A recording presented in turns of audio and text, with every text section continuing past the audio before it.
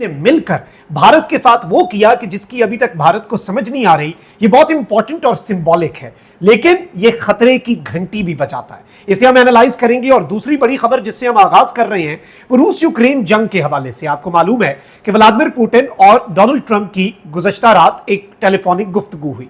उस टेलीफोनिक गुफ्तगू में व्लादिमीर पुतिन ने दो बातें डोनाल्ड ट्रंप को बताई। नंबर वन ये कि जी मैं जो यूक्रेन वॉर के मेरे गोल्स हैं, जो मेरे ऑब्जेक्टिव्स हैं, जो मकासद हैं, वो अचीव किए बगैर मैं ये जंग खत्म नहीं करूंगा। और दूसरा, डोनाल्ड ट्रंप ने जैसे इससे पहले व्लादिमीर पुतिन ने कॉल करके ईरान इसराइल जंग में मफाहमत की बात की थी ना, तो डोनाल्ड ट्रंप ने कहा था कि तुम यहां पर जंग बंदी की बात ना करो, तुम मेरे साथ यूक्रेन जंग बंदी की बात करो। तो अब व्लादिमीर पुतिन को जब डोनाल्ड ट्रंप ने जंग बंदी की ऑफर की तो व्लादिमीर पुतिन ने कहा कि यह मामला यूक्रेन और रूस का है, तो वॉशिंगटन जरा इससे थोड़ा सा दूर रहे। अब सलामी डोनाल्ड ट्रंप को क्या दी रूस के सदर व्लादिमीर पुतिन ने कि 550 ड्रोन्स और मिसाइल्स जो हैं वो दागे गए रूस की तरफ से यूक्रेन के दारुल हुकूमत कीव के ऊपर। अब इस सब में रूस जो है उसने रंदा फेर दिया और जो कीव और खार्कीव शहर हैं, जो सबसे बड़े दो इंपॉर्टेंट तरीन सिटीज हैं, उनके ऊपर इस वक्त रशिया के बैक टू बैक अटैक्स जारी हैं। अलबत्ता में ये मानना होगा कि यूक्रेन जो है उसने भी रूस को बहुत टफ टाइम दिया। ऑपरेशन स्पाइडर वेब के बाद से रशिया और deep inside Russian territory nothing is safe. Ukraine इनके एयर बेसिस पर भी हमला करता रहा है। क्रीमिया जो कि अनेक्स्ड एरिया है उसमें S-400 की मिसाइल बैटरीज भी तबाह हुई। लेकिन interestingly S-400 missile defence system की बैटरीज को तबाह करने का बदला रशिया ने कैसे लिया? अमेरिका का जो पैट्रियट मिसाइल डिफेंस सिस्टम है, अमेरिका के पैट्रियट मिसाइल डिफेंस सिस्टम की बैटरीज के कॉम्प्लेक्स पर जो कि यूक्रेन में मौजूद था, व्लादिमीर पुतिन ने मिसाइल दागे और उसमें भी तबाही रिपोर्ट की गई।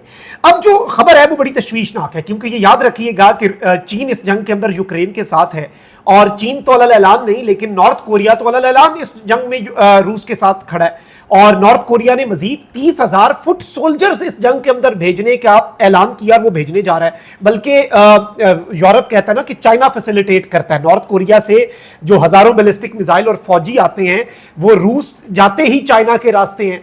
तो अब इस सब में एक अजीब सी डेवलपमेंट ये हुई है कि रशिया ने डैमेज किया है, रशियन अटैक ने चाइना के कॉन्सुलेट को ओडेसा में, एक तो एम्बेसी होती है, फिर जो अहम तरीन बड़े शहर होते हैं वहां पर कॉन्सुलेट्स होते हैं।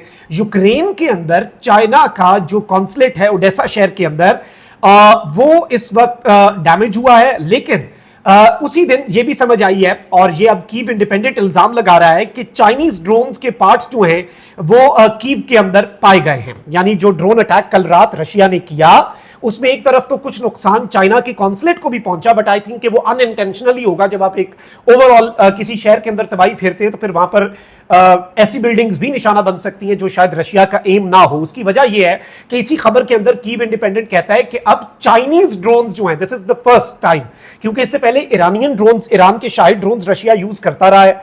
उसके अलावा अगर हम बात करें नॉर्थ कोरिया के मिसाइल्स जो हैं, बैलिस्टिक मिसाइल्स, वो यूज होते रहे हैं, ड्रोन्स जो हैं वो यूज होते रहे हैं। लेकिन this is the first time कि अब वेस्ट जो है वो ये इल्जाम लगा रहा है कि चाइना के दिए गए ड्रोन जो हैं उनके हिस्से मिले हैं कीव शहर के अंदर जो कि यूक्रेन का दारुल हुकूमत है। और चाइना जो है उसने पब्लिकली कुछ भी ऐसा एक्नॉलेज नहीं किया। अलबत्ता यह कहा जा रहा है कि ना ही चाइना ने जो ड्रोन्स के हिस्से मिले हैं उस पर कोई बात की है, ना ही चाइना ने जो इसके डिप्लोमेटिक मिशन को नुकसान पहुंचा है उसके ऊपर कोई बात की है, और गालिबन चाइना उसके ऊपर खामोश ही रहेगा। अब एक तरफ तो यह डेवलपमेंट है, तो वहीं दूसरी जानिब कुछ और चीजें भी हैं। और इस वक्त सूरत हाल यह है कि पाकिस्तान और भारत, ये चीज याद रखिएगा कि जंग जो है वो अभी टली नहीं है। बस ये है कि जो बराह रास्त दो मुल्कों के दरमियान काइनेटिक वॉरफेयर है ना, उसमें सीज फायर हुआ है। और वो नरेंद्र मोदी जो अपनी जरा सी सियासत बचाने के लिए दो एटमी मुल्कों को जंग के दाने पर ला सकता है, उसकी तो पूरी सियासत ऑपरेशन पुरियानो मरसूस ने तबाह कर दी, बेड़ा गर्क कर दिया उसकी सियासत का। उसने तो दोबारा से स्ट्राइक करनी है। अब एक तरफ वो क्या कर रहे हैं, रॉ का चीफ ले आए पराग जैन, पाकिस्तान एक्सपर्ट, टीटीपी और बीएलए को मजबूत कर रहे हैं कि पाकिस्तान की फोर्सेस और इंटेलिजेंस एजेंसीज की अटेंशन जो है वो डाइवर्ट हो जाए। और इसमें जो सबसे खतरनाक चीज है नाज़रीन इकराम वो ये है कि अब ये तैयारी कर रहे हैं। और अब बाय द वे अच्छी चीज ये है कि इन्होंने एक्नॉलेज करना शुरू कर दिया कि इन्हें फेंटा लगा और whatever they had to face operation Sindoor और ऑपरेशन बुनियानो मरसूस में वो आउट ऑफ सिलेबस था। अब आप ये देखें कि राहुल सिंह है ji, deputy chief of army staff है ये भारत के अंदर, और इसने क्या कहा है कि one border two adversaries, Pakistan was front face, China provided all support, it was live lab for China to test weapons. अब ये क्या कह रहा है? कह रहा है कि बॉर्डर एक था लेकिन हमारे साथ दो मुल्क जो हैं वो मद्दे मुकाबिल थे और दो मुल्क में फेंटा लगा रहे थे।